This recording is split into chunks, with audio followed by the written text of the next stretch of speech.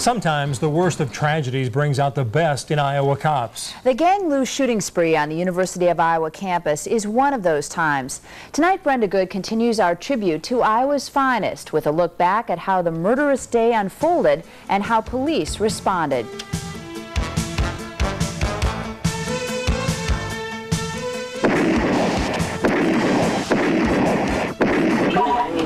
We'll yell back.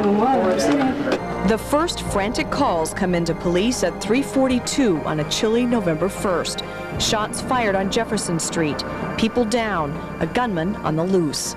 Police Chief R.J. Winkelhake must go there himself because a quarter of his force was training in Cedar Rapids. The things that were going through the mind at the time is what happened, how many people have been shot, where's the person responsible, are we going to be able to do this and be able to handle it.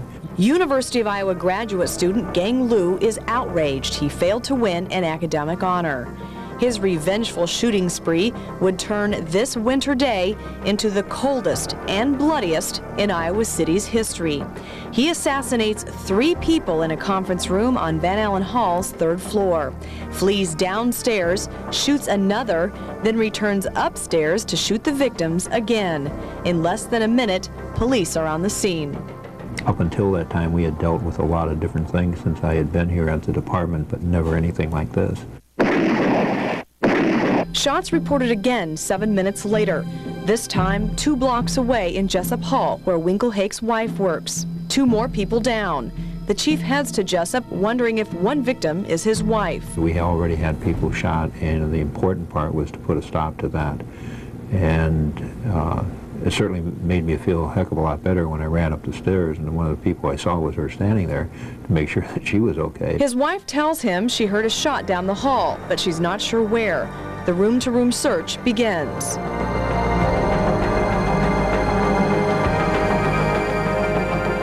What we started to do was do a side-by-side search, and there were 3 officers, Officer Long, Officer Miller, and myself.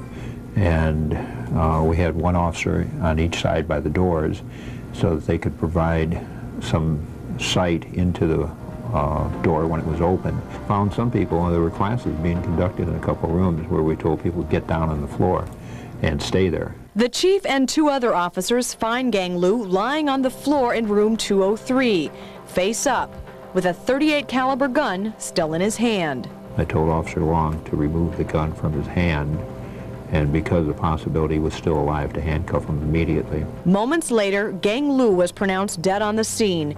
He died from a single gunshot wound to the head. Police found another loaded gun in his coat pocket, one Gang Lou would never use.